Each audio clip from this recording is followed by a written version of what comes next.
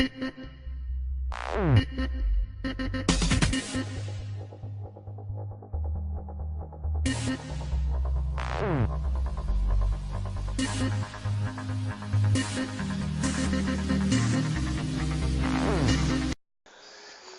am now reciting my tongue twister. The first tongue twister is Peter Piper. Peter Piper picked a peck of pickled pepper.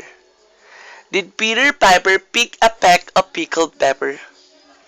If Peter Piper picked a peck of pickled pepper, where's the peck of pickled pepper Peter Piper picked?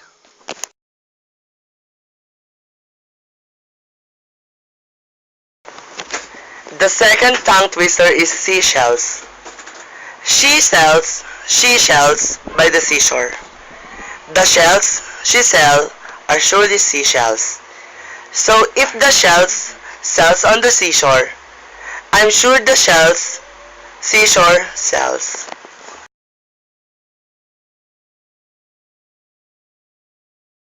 The third tongue twister is I thought.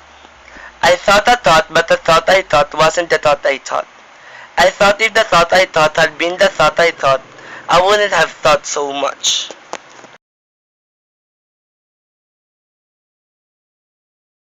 The throng of Thuringian thermometer. The throng of thermometers from the Thuringian thermometer, Fox, arrived Thursday. There were 1,033 thick thermometers, though instead of 1,036 thin thermometers, which was 3 thermometers fewer than the 1,036 we were expecting. Not to mention that, they were thick ones rather than the thin ones. We thoroughly thought that we had ordered 1,036, not 1,033 thermometers. And as the Thuringian thermometer Fox to reshift the 3 thermometers rather than the 1,036 and promised to replace the thick thermometers with thin thermometers.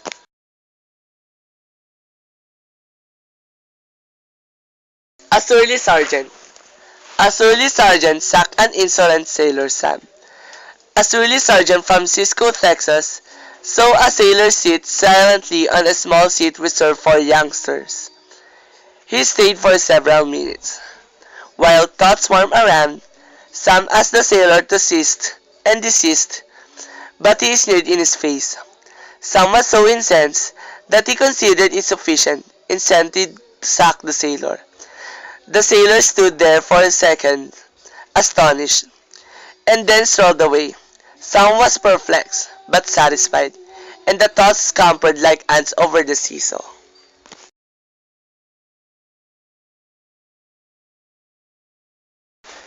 Oh well, that ends well. A lazy Thursday at the zoo found the zebras grazing, posing for pictures, and teasing the zookeeper, whose nose was bronzed by the sun. The biggest zebra's name was Zachary, but his friends called him Zach.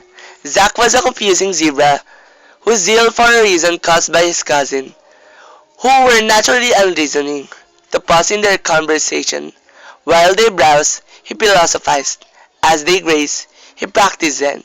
Because they were Zach's cousin, the zebra said nothing, but they wished he would muzzle himself at times.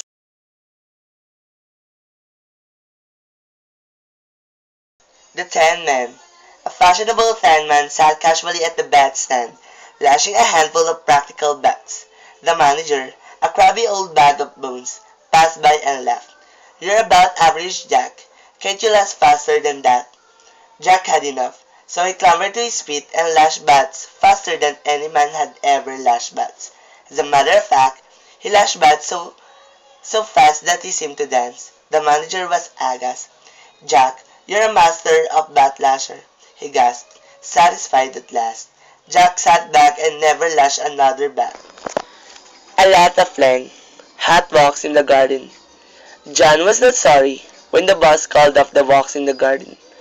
Obviously, to him, it was awfully hot, and the walks were far too long.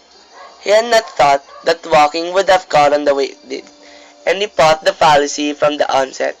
At first, he thought he could talk it over at the law office and have it quashed, but a small obstacle. Halt, that thought. The top lawyers always bought coffee at the shop. across the lawn, and they didn't want to stop on John's count. John's problem was not office politics, but office policy. He resolved the problem by bombing the garden.